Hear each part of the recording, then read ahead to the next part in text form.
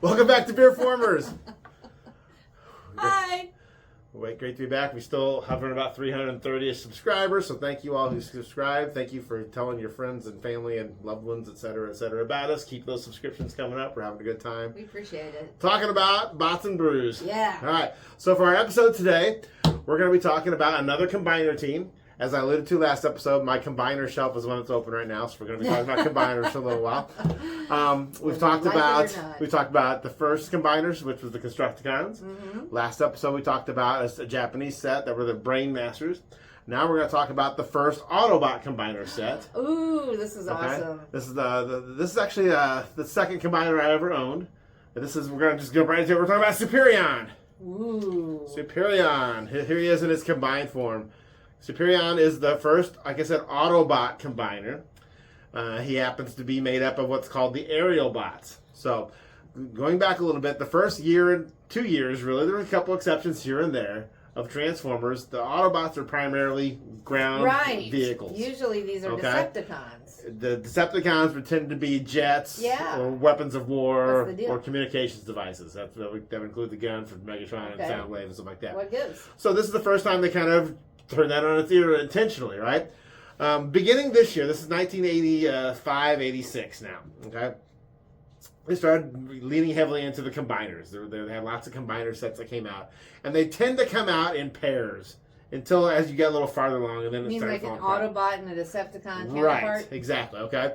So the Constructicons are the first to come out. They came out by themselves because they were based on some old product from the days of Diaclone, all right? The Aerialbots were also the days of Diaclone, but a lot of these guys didn't actually get released, if memory serves me right. They were planned to be released, but Diaclone ended and it became Transformers. Okay. So when Hasbro licensed stuff from the car, they selected this and said, "Well, what's that? We'll take that one." And then they made it. Fresh. Yeah, it's still fresh, but it has its roots in Diaclone for sure. So when they introduced the Aerialbots, which were Autobot planes, the counterpart were the Stunticons, which we'll do those soon too. The Stunticons were Decepticons that were cars, and the main guy was like an evil Optimus Prime in the sense that it was a semi-truck. We'll do those eventually, all right? What kind of stunts you doing in a semi-truck? I don't know, but they were like stunt cars, I guess. I guess they didn't want to call them the Caricons. That sounded kind of dumb. So Aerialbots, whatever. Yeah. Groundicons, I don't know. So that'd be pretty dumb. They did portray them on the cartoon as being stunt drivers, but that's too much Stunticons. We're talking about Aerialbots. Okay, sorry. Stick to the Aerialbots. All right, so the first really, set of Autobots that were playing. Then we had Jetfire. We had a Power Glide at this point too, and then there was like some that were kind of plane adjacent, like there's the Jump Starter, Top Spin, who looked kind of like maybe could have been a plane. There was some precedent for some Autobot planes, but this is the first one they really leaned into, right? And so this is also the first one of what they call in Japan the Scramble style of combination. What does that mean? So when we did the Constructicons, they had a very unique way of coming together. Each guy had to be a certain body part. Remember that? Yeah. It's like a Bone Crusher was an arm. Yeah. Scavenger was an arm. Scrapper was a leg, etc. This began the style of combination, as you're going to see when we start taking this apart, where there's 5 guys every time. One guy, typically the leader, in fact, I can't think of a single time when it's not. The leader guy is the middle guy. He's bigger. He forms the whole torso and legs part. Sure. And then the 4 other guys form limbs. And they're interchangeable. So you could use any limb anywhere. So I've got them in a particular configuration here too, where these 2 guys are arms, these 2 guys are legs. I can swap them around. They can be legs. And in Japan, they had a special episode. It was called an OVA, an original video animation. It was just put out as a one-shot. I don't know if it actually aired on TV or if you went and bought this, whatever. It was called Scramble City. And it would basically highlighted all these guys. And they came out in 2 forms. One was like a stop motion thing with actual toys, kind of like a big commercial they moved the stuff. I'll find a clip and I'll insert it here after this comment here for a second. We'll take a pause and show some Scramble City. Aerialbot 部隊発進宿敵スタントロンを撃て合体戦士スペリオン驚異のスクランブルパワー全開合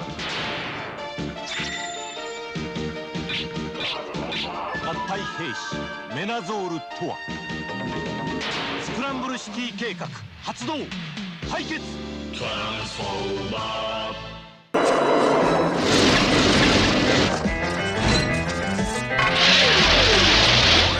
Heads up, Superion! They've switched battle modes!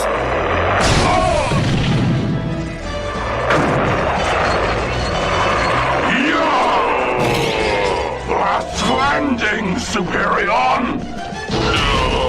Switch to air attack mode.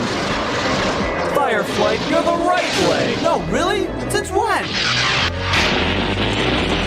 Hey, that's my place, apparently. You're grounded! Now we're back from that. But, all the guys had that thing. So theoretically, I could take the Stunticons, as we mentioned them. I could have a guy from the Aerialbots go plug into the Stunticons and vice versa. So you could Oh, it wasn't even just had to be stick with his toy set. No. So like the next... Disperse. I have to really think about it hard, but the next like 5 or 6 or more combiners that came out with that style, they could mix and match in all sorts of crazy ways. What if you would really that do? Because, I mean, it's good guys, bad and they address guys, it in the... mixing it up. And the animation form of Scramble City that happens like as a way of attacking like one of the Combaticons, another combining group, attaches to like the Aerialbots and be like, haha, you can't be Superion effectively now because I formed You're your not leg. Superion to me. So anyway, so in Japan they call it the Scramble City mode. We didn't have a term for it in America, but they had the same basic thing to it. But so that's interesting. How many toys would that have been for you? Oh my god! Oh yeah, I know exactly. But just before we really dive into this, there were the Aerialbots. It's only 2 toys, Mom. There were the really Stunticons that we mentioned, right? Yeah. Okay, those came out as a pair. They were like opposites of each other in many ways. Then you have the Protectobots. They were all Autobot, like rescue vehicles. That's what I was going to say, like ambulances, fire trucks. Their counterpart were the Combaticons, which are Decepticon weapons of war that formed a big guy. Yeah. Then you had the Technobots. They were like futuristic Autobot cars like that. And they formed a guy called Computron. And then their counterpart were a bunch of Decepticons that turned into monsters, and they were called the Terrorcons. They formed a guy called Abominus. Okay, they redeemed themselves. Because Computron sounds like We're Beatrice. It sounds like a bland company from the 1980s, but Abominus, that's a name. And then there were 2 more that followed a similar pattern, but they had a couple of other things that made them a little bit different. We'll just mention them real quick. There were the Predacons. They were Decepticons that turned into animals. Mm-hmm. And they were like a larger price point. We'll do those eventually. And they still had the similar like combination mode, but it was slightly different because they're larger size. Wasn't that the bad guys in Beast Wars? Yeah, they took that name and made it to a faction at that point. Okay, that's coming. And then you had the Seacons. They were fish. They were all like fish related, and their gimmick was it was the same combination style, so they could swap with with Superion here. But they also had an addition where like they had 6 guys, and one of the guys would turn into the weapon. Oh wow! And you could swap. Because if I took the guy as the weapon, made him into an arm, then the guy who popped off to be the arm could then become the weapon. Dude. So they had that additional little play feature there. So that's the whole Scramble style of combination. And then after that, they kind of got away from it a while. You had other ways of combining. Why would they get away from that? That's so cool. But then you have like the Brain Masters from last episode, and we have the Train Bots, which we haven't talked about yet. They had their own way of coming together. Okay. We had Monstructor we did several episodes ago. They had a very specific way of combining too. So this is like a little window in time where like this style of combining was the thing. Scramble. Right? So let's talk about Superion. I'll put him in your hand. You start taking them apart. Okay. So Superion was an Autobot super warrior. I think that was actually his title. We'll put up his text spec on the screen. He made up of the Aerialbots who are Autobot airplanes. You just got to kind of just pull it down gently. It's just straight out. It's a little tight, but you just got to pull it straight down. I'm pulling as hard as I can. I don't break his leg. Yeah, I know you're worried about that because usually you have a knack. I have a knack. I'll help you. When in doubt, let me do it. Okay. Yes. All right. He's all apart. Keep talking. So in comic book versus cartoon, most people know the cartoon. In the cartoon, they were built on Cybertron out of necessity. They went back in time, and here's some stuff we can maybe make some reinforcements to help us out with here. And they were built out of like some parts that were laying around that were used to be all ground vehicles and given new sparks by Vector Sigma, and they didn't call them sparks yet back in the day, but they were given life by the master computer of Cybertron. And they became the Aerialbots, and then they helped Optimus out of the jam in the past. That's kind of how they were created. So because they had some roots and some different kinds of vehicles, that led to some different personality traits. So the first guy that you're talking about here, he turns into an F4 Phantom. All right, so I'm having some problems because that's tight. A little tight. And then I can't figure out how you got to collapse it in. Close the body up. Close the body up. Yes, I did it. Yeah. Okay. So the Aerialbots all have the same transformation style for the little guys. Right. You got the tail part that pops up, the head part that pops up, they form a backpack, and you pull them out and pull out their arms, and they're basically ready to go. So I'm going to do this So let's talk about it one at a time while we do it, though. Okay. Firefight's an F4 Phantom, an old fighter jet from like Vietnam era, right? All right. He's kind of like the brash guy who's kind of like, doesn't think before he does stuff sometimes. Yeah. But that's his characterization. It's one of the guys you probably don't want him shooting while you're around because he might accidentally shoot you, those kinds of things. Ooh, that's no good. Okay. Next one, you have Slingshot. That's the guy you're taking note of right now. He turns into a Harrier jet, so the VTOL, vertical takeoff and landing ship. Again, same idea. You got to push him down, right? Yeah. Is he too tight? I don't know. Yeah. There you go. Oh, that was a healthy crack there. Yeah. Okay. So he turns into a vertical takeoff and landing jet. He's kind of like he's the arrogant one of the group. He thinks he's all that. Probably because he's the only one who can vertical take off and land. He thinks he's Superion. Yeah. These guys had a lot of play in the cartoon. So if you want to know some more guys about these, just watch some old episodes of the cartoon. I'm working on the split now. So then we have so these are the jet modes here. So next up you have Air Raid.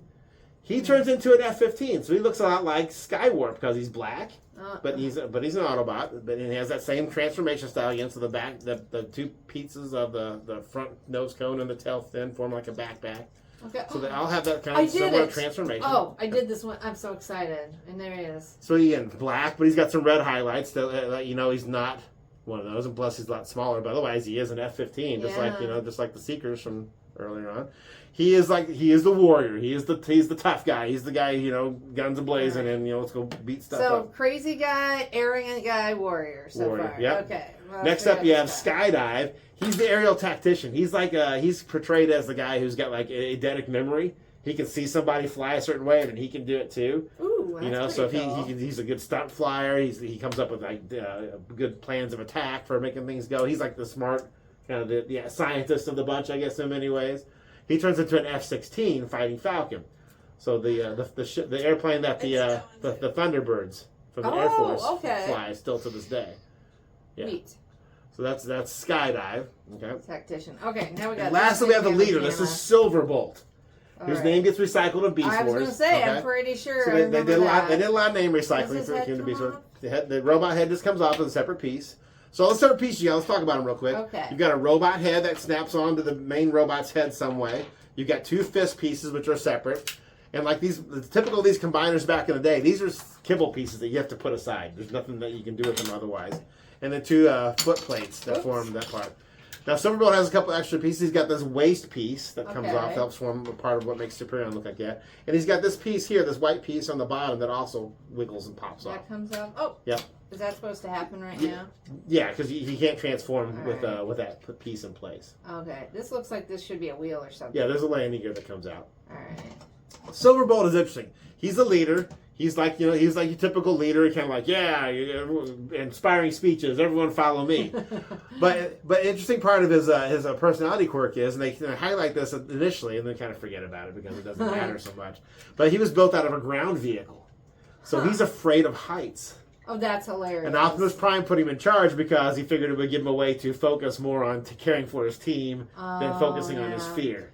Okay, this is where I'm kind of stuck. So on this one, you got to take these parts here, and you got to rotate them around, and then it'll fold up. Okay. All right, let me give that a whirl. All right, and that's why this piece had to come out of the way, because it can't fold up. Rotate and up.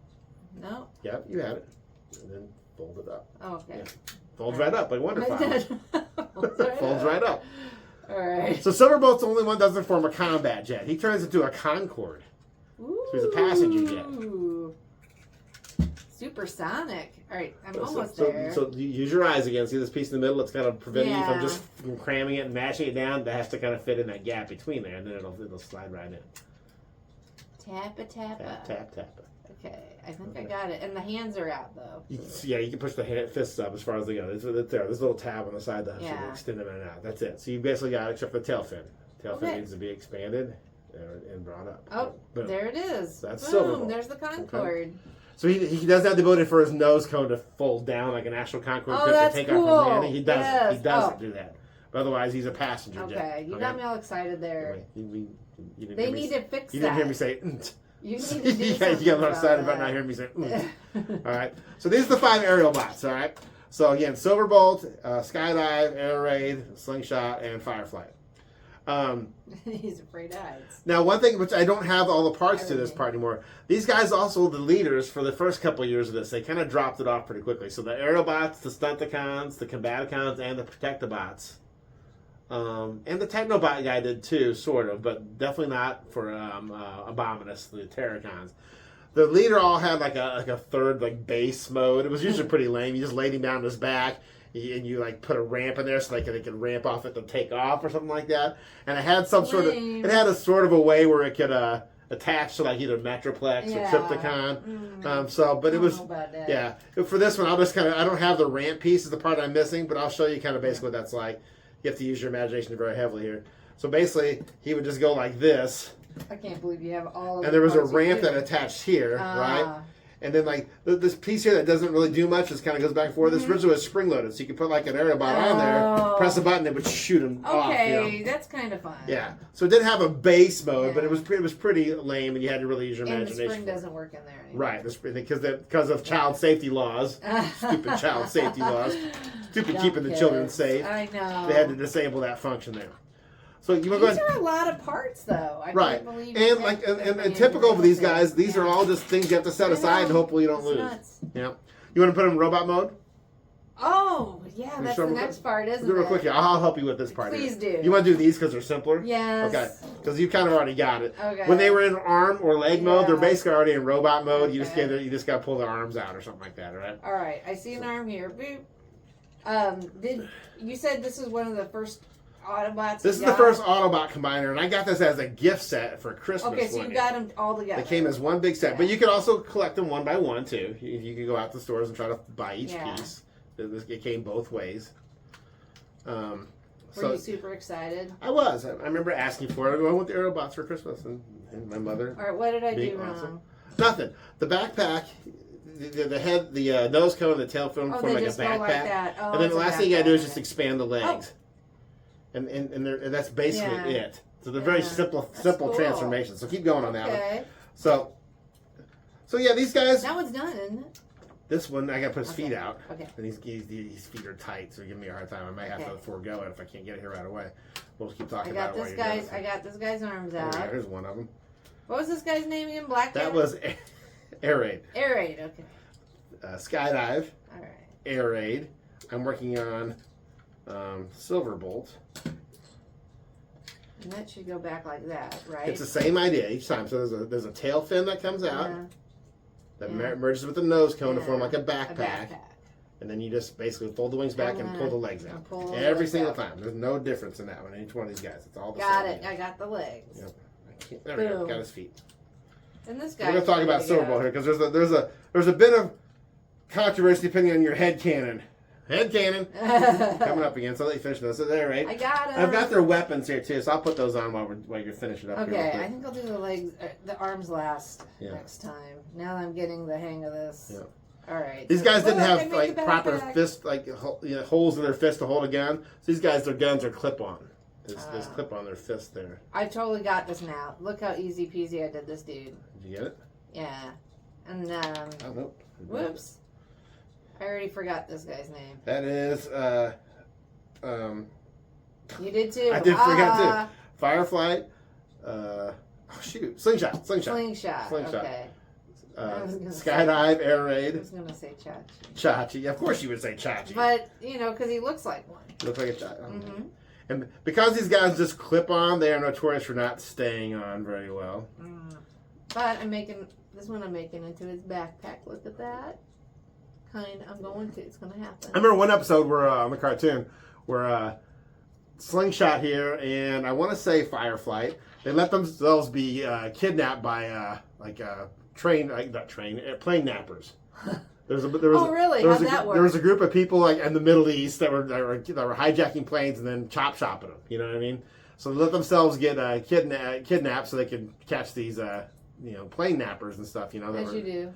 And as a result of things that took place in the show, he lost his front chest grill. Mm. So he temporarily replaced it with like a grill on like a Rolls Royce or something like that. So he had like a Rolls Royce chest for a little bit there. That was kind of funny. Bougie, when he gets it fixed later on. So that was kind of a funny episode. All right.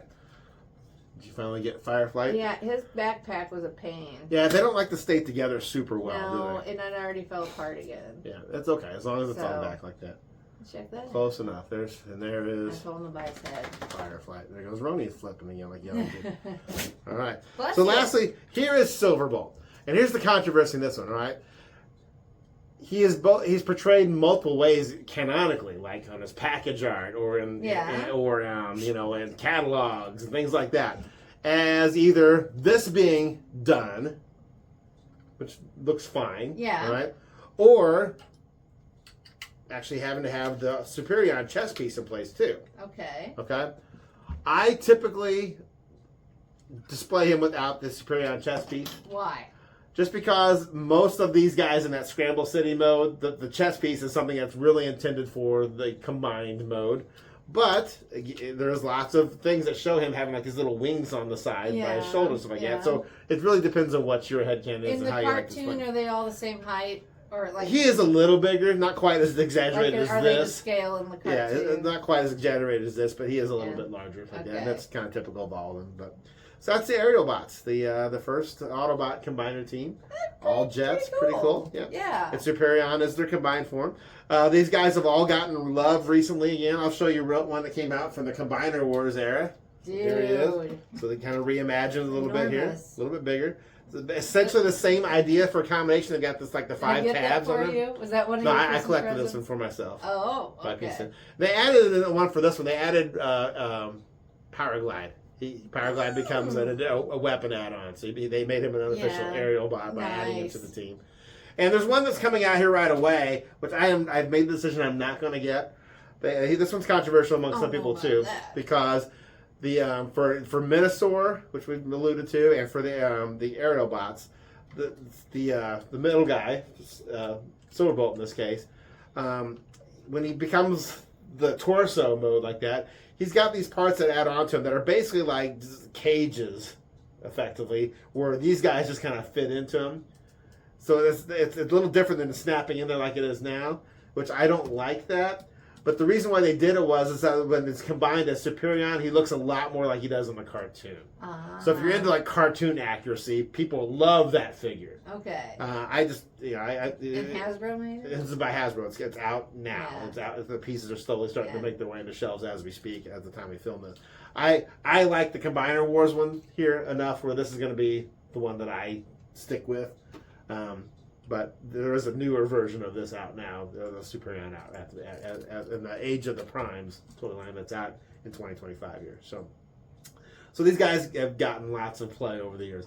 Almost every iteration of Transformers has one or more of these guys in it. Behind me, there's an Aerialbot here from the movie line. Dude. That's the Aerialbot. Are any of these figures and combiner sets female? Or are they all dudes? Female Transformers in general are a thing that's more of a phenomenon from the last 20 years or something like that, really. Because, the fan base has shown itself to be more diverse. Mm-hmm. But in the 80s and early 90s, these were still considered boy toys. Yeah. And the prevailing wisdom was that boys aren't going to buy girl stuff, right? Or things that are girls. So to answer your question, I off the top of my head, I have to think about it. I think there are some. I can think of one from the Beast Wars era. That was one of the limbs was a female. Off the top of my head, no. Most Transformers tend to be male. Yeah. But they're robots. They're robots, so the maleness is kind of one of those things where it's also can be debated amongst the fandom. What does that mean? And the IDW comic books, they have addressed that quite a bit by having these guys that are basically from a human standpoint as being male in an all male society. That a lot of these guys pair up, they have their couples. Really? But so it's kind of a way of sneaking in a little bit of LGBTQ into the Transformers world, which made it popular by bringing in and being more inclusive to that group out there too. So I don't have a problem with that or whatever, but sure. But it's not, by and large, that's a story about these two warring factions trying to kill each other. So whether or not you're male or female is largely irrelevant, I guess. But it does work its way in there. But yeah. Now, off the top of my head, I really can only think of one right away that I know for sure is female. Yeah. Yeah. It was for a Japanese combiner team from the Beast Wars era. Yeah. But. Now, when you had these Aerialbots, did you have another combiner set of the Scramble version that you like to have them kind of? Yeah, did you mix them up with or mix and match? As far as doing the scramble mode on it, I would do it mostly as just I guess to confirm my mind that it would work. Yeah. But as far as being able to play and be I didn't have access to that cartoon I told you about because that was a Japanese only thing. Yeah. It took the advent of the internet to be able to realize that was a thing. I don't have remembrances of me being oh yeah, that'll be a way to kind of screw with them and and force the combination to go wrong and stuff. And it definitely doesn't take place in the American cartoon. Okay. There's never once where that I can remember, correct me if I'm wrong, where as they're forming Superion, one of the Combaticons or something like that sneaks his way in there. Just in that one episode of Scramble City from Japanese. Which set did you like to fight the Aerialbots the best? Well, I didn't have the Stunticons as a kid. What? Some of my friends had pieces of it, but I personally didn't own it. I did have the Combaticons. Yeah. Which we'll do eventually. So I probably, if I really thought about it, I probably had the Combaticons and the Aerialbots fight love. No, I couldn't own everything. That's why I had to when I'm an adult, apparently, So another combiner set here. So we'll be doing more combiners for the next few episodes till we kind of work. I find this fascinating. This is a neat toy. So when we break out the other ones that follow the Scramble City mode, you'll be able to see right away because they'll have these square head. You'll put a picture of it. So this is that's part of they can connect. That's part of the tab thing that allows them to do that. Now some of these guys do it differently, as far in the sense of they don't all transform exactly the same way. Typically within a set they do. So in the Stunticons, they all, for the most part, transform the same way. Within the Combaticons, they all transform the same way. But from the Aerialbots to the Combaticons, they don't necessarily transform the same way. And you took really good care of your toys because these stickers are in very good shape. Mm-hmm. So good job, buddy. And this is my original set. That's amazing. Yeah, from '85. Yeah, these are in such good shape. Yeah. I mean, very good. I'd give them an 8 out of 10. Yeah, they're not bad. They're not bad. Really good, man. I do remember one thing that I was thinking about here now. This piece I told you about that was for launching them. Yeah. I do remember once in a while being shoot him in the face. Pop that up. And being no, denied. Blocked it. It's the Three Stooges were like that and they put the finger up, But I like it. So I do that just flashed back to my mind right now. All right, we're done talking about Transformers for now. So that was the Aerialbots. Glad you liked them. We'll look at more combiners when we do our next episode. Let's talk about a beer that I really like. Let's talk about So this is a little different today.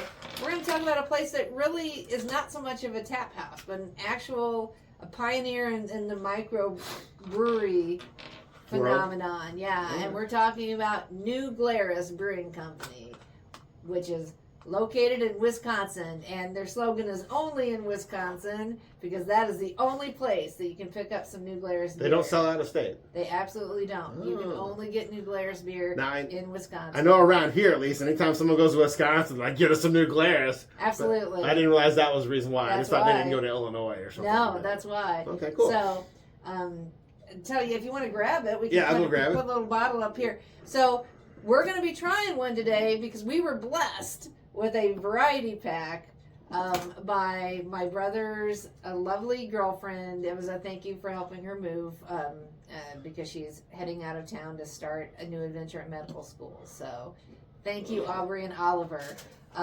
She is from Wisconsin, so I was very excited. I thought this was the sweetest gift you could have given us. And again, every time we know they're going to Wisconsin, what do we say? Get us more what can we bring for Thanksgiving? How about some New Glarus? Anyway, I want to talk a little bit about, because I think this place is really cool. We've not visited the place. No, and it's really, you kind of can, but it's not a tap house. Okay. And so it was started by, New Glarus is Dan and Deb Carey. And you'll see their names on the bottles. There's stories almost on almost every bottle, kind of giving you the details and of the beer itself, and it's always signed Dan and Deb Carey. Okay. So Dan is just a bona fide beer expert. So he's been in the brewing industry since he was in his 20s, right? It says on their website that his college degree had an emphasis in malting and brewing science. He had an apprenticeship at a small brewery in Munich, Germany. He was the valedictorian of his Siebel Institute course in brewing technology. He passed the Diploma Master Brewer's exam at the Institute of Brewing in London. So he knows his stuff a little bit. He does, Okay. and he was even a production supervisor for Anheuser-Busch, so that gives it a little local flavor. But his wife, Deb, who's an entrepreneur, she started her first business when she was 16. As a gift to him for accomplishing all of these achievements and in becoming a brewing master, she raised the capital to found New Glarus Brewing, making her the first woman to found and operate a brewery in the United States, according to their website, which I think is pretty cool, okay? And it says that she does everything there but brew the beer. So, they opened their original brewery in an abandoned warehouse. They call it the Riverside Brewery. Wow. Okay, that was in 1993 when they rolled out the first barrels. Did you say what town they're out of? New Glarus. Oh, okay. Yeah. That's the name. Okay. Yeah. Right. Now in 2006, they opened a second location. It's called the Hilltop Brewery, and apparently it's like to Dan's specifications. It's like his dream brewery. Right. Okay, and today they produce 230,000 barrels a year roughly, which is absolutely amazing. They said when they started they would have been happy to produce 10,000 a year. So it's really become this amazing industry, and it's still, everything is very, all their ingredients, it's 100% natural ingredients. They're still creating new ideas for beers. So they're big enough, or maybe they might start to expand, and maybe we can start behind it. But the other thing I think is cool about them is they're employee owned, and Deb is very much about taking care of their employees. Yep. Yeah, they're paid very well. Deb says, "I know what it's like to be poor." She said, "This is a quote from their website that I love." Talking about the employees of New Glarus. "These people are important to me, and I know what it's like to work hard and not be treated fairly. The decisions we make can impact them. They can send their kids to school. They can buy a house. They can go on vacation. Those are the things that make life bearable and rich. That allows them to give to others, and that's a great honor." So these are my kind of people. I would, if I could drink New Glarus all the time, I would. Can we move to this Wisconsin? Okay. So they also give back to the community through their foundation. It's called Only in Wisconsin Giving. And as far as being able to go there, they have a gift shop and a place where you can buy beer, kind of like Excel. Went to. Yeah. And they offer free self-guided tours at the original Riverside Brewery. You can explore the production area there and learn about their brewing process, but the Hilltop Brewery is not always, it's very limited. You can do hard hat tours there, but you have to, it's by appointment. You can't just it's show a very up, limited time. Yeah, you need to check their website because it's not always open to the public. And so let's talk about the beer, right? Because I think they're just a great organization. But like I said, 100% natural ingredients. They kind of have three types of beverages they do right now. They break it down between what they call splash malt beverage, which is something that they make that I can't quite tell if it's, I don't know if it's, it might be less alcohol. Is that their seltzer? Yeah, I think so. Okay. Then they have their year-round beers and they have seasonal beers. And this is a seasonal beer. This is part of the multi-pack. Yeah, absolutely. Yeah. Now, their signature beer, the one that you may have heard of if you think of New Glarus, is Spotted Cow. Okay? Yeah. That's I would consider that their basic beer. Yeah, and they consider their signature beer, and it's brewed to the German purity law standards. Heißgebaut. Yeah, exactly. So it's, it's your grains, it's your yeast, it's your hops, it's your water. That's what goes into it. They say that their Spotted Cow's unfiltered. So it's full of vitamin B and potassium. So and it gives you a soft. It's healthy beer. It is. So when you see unfiltered, that's what that means. And I learned this. Apparently, we've been drinking it wrong. Oh. You're supposed to put it on its side and roll it gently to kind of get that all that filtered, flavors going back. All their beers are Spotted Cow. Just the Spotted Cow. Anytime I see an unfiltered beer, I'm going to do that from now on. You don't want to swirl it up too much because you want to shake it. Yeah, okay. So they Spotted Cow, 1997 was when they launched it. It is a delicious beer, but I think it's kind of funny. The lore about it is that Deb and Dan were going through the English countryside. They just had competed in another contest, which they're still winning beer contests throughout the world in 2025. And she was appreciating the lush hillside and the people around her. And she said to Dan, I wonder if this is how people feel driving through Wisconsin and seeing all our cows. That's what inspired Spotted Cow. So anyway, that's the story of New Glarus. Is it a double entendre because you spot the cow and the cows actually have spots? Maybe. But what we're going to try today is Cabin Fever. And it is a Wisconsin-style honey bock. And it's pale bock. It says it is brewed with an exclusive blend of Midwestern two-row malts that balances seamlessly with special European hops and the naturally sweet Wisconsin wildflower honey that they add in the kettle during the brewing process. Cool. So let's have a sip of this. We like the multi-pack. I would say we get it a lot, but when we do get it, it's always nice to see what's going to be thrown in. I still remember the first time I had Spotted Cow. I'll tell that story in a second. But even though it's a you said it was a bock. Yeah. It's very light. It's a pale bock. It's a pale bock. Yeah. It is. Yeah, but look at that. It's a little cloudy. Yeah. But yeah, it's not like the browner bocks we usually see are brown. But you can smell the honey. It's so lovely and warming. Yeah, that's good. Very good. Oh my God. Not sweet because of the honey, but the flavor of honey. Yeah. No, it's refreshing. Holy cow. That's so good. Well, New Glarus, another wonderful beer. So the first time we tried it, we were going up to ultimately up to the Canadian border of Minnesota. I know the story. This is really our first time having this. We didn't get any other time before. My brother lives there. No. Wow. 2016, and on our way we stopped in Wisconsin at a KOA to camp to spend the night because we drive 8 hours and that's it.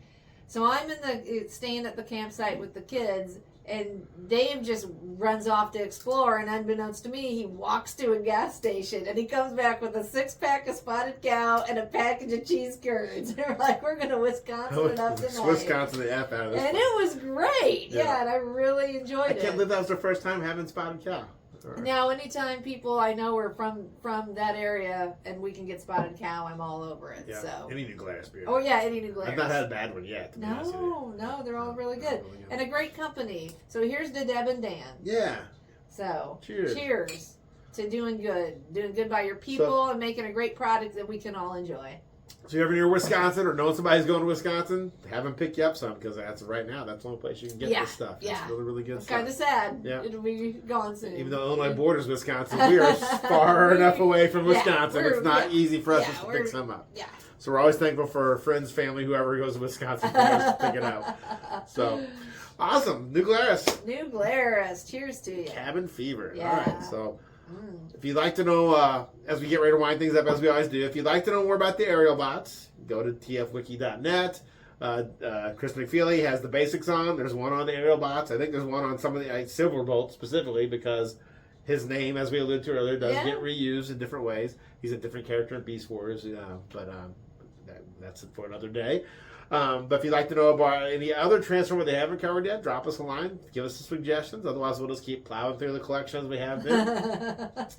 But, so that's what the Transformer side of it. Yeah, and if you have a beer or a spirit that you'd like us to try, something local, like a New Glarus, that would be exciting and exotic to us, we'll do our best to give it a shot. Or if there's a fun little brewery, drop us a line. Put it down below. Just to tease our next few episodes, we went on vacation recently up to Niagara Falls and to Boston, so we've got some beers we're going to be talking about. Yeah, get ready for that. Because we flew, we were able to bring a lot back with us, but we definitely will be highlighting some of the stuff we talked about. So if you know of any other places that are local to you, please drop us that line. So we'd be happy to try to find a way to acquire it or whatever. And you might even hear the story of our trip to Hasbro.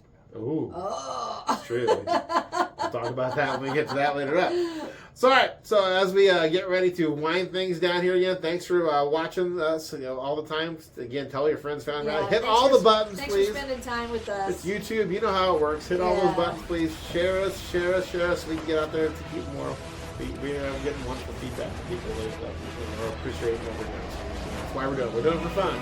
Well, not it's making fun. any money. I love spending time with you. But as we wind down for real, as we like to say here, please play responsibly and drink responsibly. Thanks for checking us out here. It's the ride. Cheers!